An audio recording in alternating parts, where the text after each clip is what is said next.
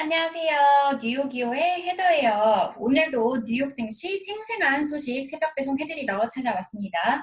드디어 이제 한 주의 마지막 금요일인데요. 여러분은 한 주간 잘 지내셨나요? 이날 뉴욕 증시는 장중 약간 등락을 거듭하다가 혼조세로 마감을 했어요. 사실 상승폭은 크지 않았는데요. 이제 장 마감에 살짝 다우랑 S&P 500 지수가 가까스로 상승을 하면서 두 지수는 소폭 올랐고요. 나스닥 지수는 하락으로 마감을 했습니다. 숫자 먼저 살펴보시면 다우 지수는 0.17% 상승했고 S&P 500 지수 0.06% 상승하면서 가까스로 이 6거래일 연속 상승세를 지켜내는 모습이었고요. 이날 기술주가 전반적으로 또 부진한 모습 보이면서 나스닥 지수는 0.87% 하락을 했어요. 제가 오늘 이 고용지표 발표된다고 계속 말씀을 드렸었는데 고용지표는 예상을 상회하는 그런 좋은 결과가 나왔습니다. 하지만 이런 고용지표 호재를 누를 만한 소식들이 있었는데요. 바로 이 미국과 중국 간의 이 무역 갈등과 비롯한 많은 이 관계의 어려움들, 이 미국과 중국 간의 관계 악화 소식은 증시에 거의 코로나만큼이나 악재로 작용하는 그런 소식들인데요. 최근에 이 틱톡, 마이크로소프트 인수 관련해서 여러 가지 좀 그런 긴장감들이 있었었는데 전날 밤에 여러분 트럼프 대통령이 사실상 이 틱톡과 위챗을 정조준한 행정명령을 발표를 해서 이게 아침부터 좀 증시에 부담감으로 작용을 했고요. 이제 트럼프 대통령이 앞으로 다시 5일간 틱톡의 모회사인 바이트댄스와의 모든 거래를 금지하는 행정명령을 내렸다는 소식이 전해졌죠. 여기에 이날 또 장중에는 다른 소식까지 나오면서 증시에 부담으로 작용을 한 건데요.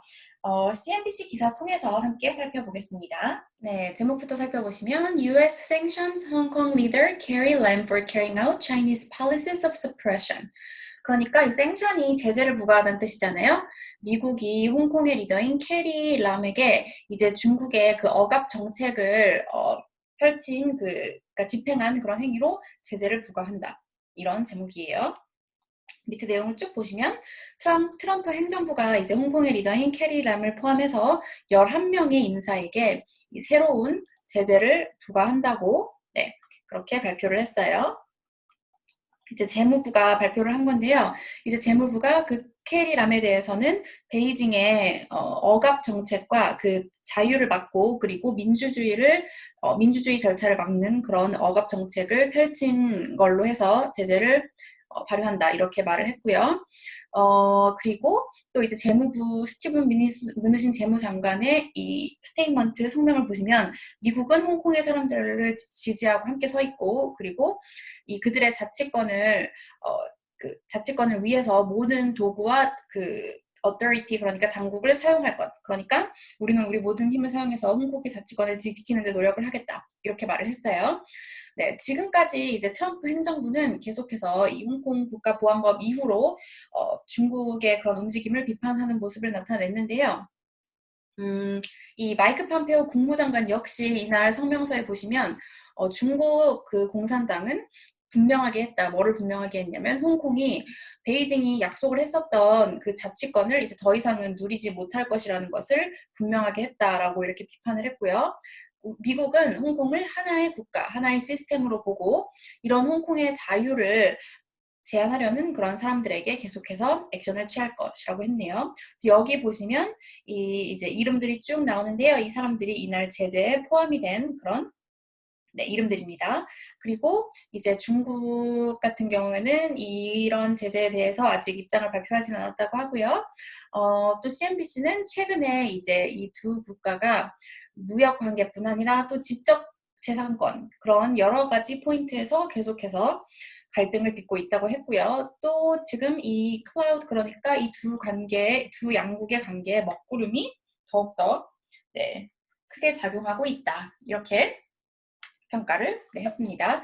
이렇게 미국과 중국 간의 관계와 관련해서 계속해서 안 좋은 소식이 나오면서 이날 증시에도 좀 부담으로 작용해서 증시 상승폭이 많이 제한이 된 그런 모습이었습니다.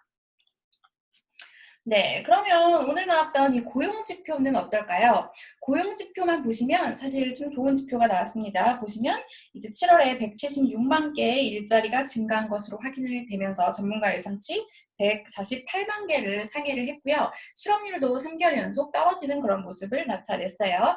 이번 지표에 대해서 이제 전문가들은 어떤 평가를 했냐면, 물론 이제 지표가 개선된 거는 맞고, 그리고 점진적으로 개선이 되고 있긴 하지만 아직 갈 길이 멀다. 그래도 회복이 되고 있다는 건 좋은 소식이다. 이런 평가를 했다고 해요. 이 TD 아메리트레이드의 쇼 크루즈 전략가의 발언을 살펴보시면 맞는 방향으로 가고 있는 건 맞지만 2월 수준보다는 아직 전혀 미치지 못하고 있다. 이렇게 말을 했어요. 네, 이날 사실 장중 내내 증시가 계속 하락을 했었는데 그래도 이 고용지표가 증시 하락폭을 제한하는 그런 호재로 작용을 하는 모습이었습니다.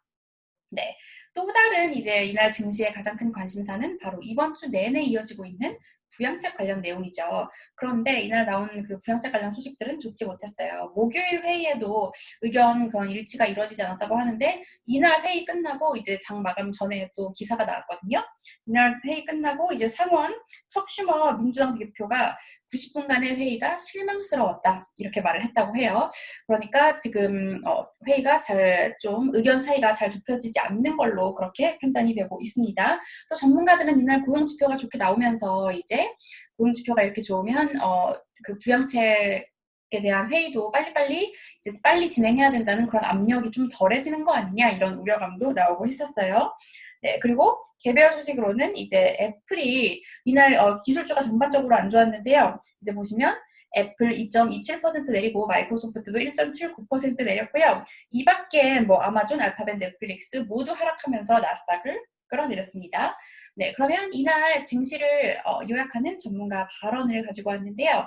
역시나 이제 부양책에 대한 관심이 높기 때문에 부양책 관련 발언을 가지고 왔습니다. CNBC 마감 기사 통해서 살펴보실게요. 네, 보시면 스테이트 스트리트 글로벌 어드바이저스의 마이클 에론이라는 전략가가 한 말인데요. In order for stocks to move higher, 증시가 더 오르기 위해서는 we do need a fiscal policy package in the 1.5 trillion range. 증시가 더 오르기 위해서는 우리는 재정 정책이 1조 5천억 달러 규모의 재정 정책이 필요하다. Without that, the economy is likely to retrace. This recovery will stall without one. 만약에 그런 부양책이 없이는 경제가 뒤로 갈 것이고 그리고 경제 회복도 정체가 될 것이다. 이렇게 평가를 했습니다. 네, 다음 주에도 이제 부양책 소식을 계속 전해드리게 될 것 같은데요. 이번 주는 이렇게 증시가 마감을 했고요. 네, 그러면 여러분 주말 평온하게 잘 보내시고 저는 다음 주에 증시 소식 갖고 다시 돌아오도록 하겠습니다. 여러분 다음 주에 다시 만나요.